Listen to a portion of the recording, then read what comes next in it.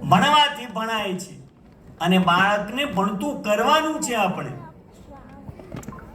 બીજી એક ખાસ વાત કે don't compare your child with another one. બીજા બાળક સાથેની તુલના ન કરો, દેખાવની પણ નહીં અને બુદ્ધિ ક્ષમતાની પણ નહીં. એને વારંવાર ઉતારી ન પાડો, માર્ક્સથી એનું મૂલ્યાંકન ન કરો કે જો આ બેબલી પડોશીની ને પેલાની ને મામાની ફઈની માસીની 90% ને તારે આ માંડ 35 માર્ક આવે. એને એવું ન કરો. Let him learn himself. Let him fight for his life.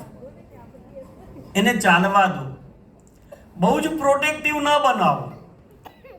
જેટલા પ્રોટેક્ટિવ બનાવશો એટલા ઇન્ડિપેન્ડન્ટ રહેશે. બહુ સુરક્ષાત્મક ન બનો. શિક્ષકે જ્યારથી લાઠી મૂકી ત્યારથી પોલીસે લાઠી પકડવી પડી છે. અને વાતમાં આપણને વાલીઓને ટેવ છે, કોણ છે તારો માસ્ટર કયો હતો? અમારે ગવર્મેન્ટમાં તો બહુ ચાલતું. ફરિયાદ લઈને આવી એવી બની કે બાળકને ખોટું હોય તો ખોટું છે એમ પણ નહીં કહેવાનું, કેમ કે હર્ટ થાય છે. આવા રૂલ્સ છે. સાચો જવાબ કઢાવવાનો બીજા પાસેથી ને પછી એને કહેવાનું કે બોલ. તો ખોટું છે એમ પણ નહીં કહેવાનું. તો આ બધું ઓવર પ્રોટેક્ટિવ છે. Just take the good side. એના સારા મુદ્દા વિશે, સારી બાબત વિશે જ તમે એને પ્રોટેક્ટ કરો. એટલી બધી ખરાબ ટેવો આપણને છે બાળકની આળપંપાળ કરવાની જન્મથી જ. એને એની મેળે રમવા દો, ઉઠવા દો, પડવા દો, ચાલવા દો. આજે ભૂલકા છે કેજી સુધીના, આજે વય છે એટલી બધી જોરદાર છે કે આ વય દરમિયાન જેવા અનુભવો, જે વ્યક્તિના સંપર્કોમાં તમે એને લઈ આવશો એની અમિટ છાપ એના દિલ દિમાગ પર રહેશે.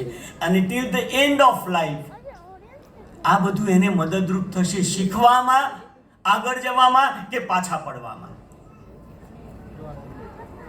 એટલે જવાબદારી ઘણી વધી જાય છે પેરેન્ટ્સ તરીકે.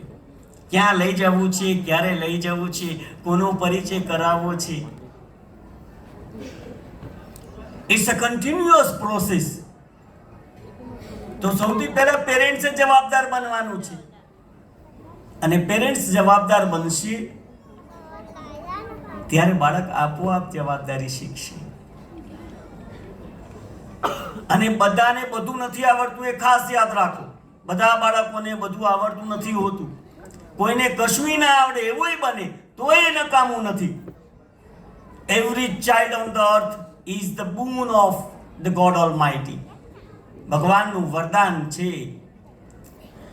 થોમસ આલ્વા એડિસનને ચિઠ્ઠી લખીને ઘેર મોકલી દીધું. છોકરું થોમસ આલ્વા એડિસનને ઘેર મોકલી દીધો ચિઠ્ઠી લખીને સ્કૂલમાંથી. અને એણે ચિઠ્ઠી પકડાવી મધરને કે મમ્મી આ ચિઠ્ઠી, mom this has been given by my teachers. Mummy વાંચવા લાગી. ભાઈ તમારું બાળક કશું શીખી શકે એમ નથી. અનેક પ્રકારના ફાલતુ સવાલો કરે છે, ક્યાં એનું ધ્યાન લાગતું નથી. જીવનમાં એ કશું નહીં કરી શકે. કોના માટે લખ્યું હતું આવું બધું ટીચરોએ? થોમસ આલ્વા એડિસન માટે.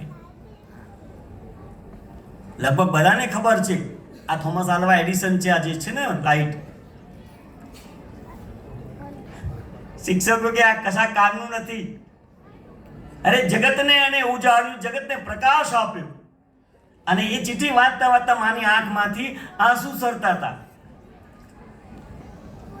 થોમસ નાનકડો 6 વર્ષનો, એને પૂછ્યું શું તકલીફ છે માં, શું લખ્યું છે? તો કે કશું નહીં બેટા, મેં એવું લખ્યું છે કે તમારું બાળક એટલું ઇન્ટેલિજન્ટ છે ને કે એને ભણાવવાની અમારી ક્ષમતા નથી. અને એ શબ્દોએ એવી અસર કરી કે થોમસ આલ્વા એડિસને જગતને પ્રકાશ આપ્યો. તો બાળકની ક્ષમતાનો સ્વીકાર કરો. નોલેજની દુનિયામાં હું ઘણો આગળ છું, પણ તોય મને એમ કહેવાનું મન થાય કે સબ્જેક્ટની દુનિયામાં, ગણિતમાં હજુ હું ફૂટ. અને મારે તમને અવશ્ય કહેવું છે,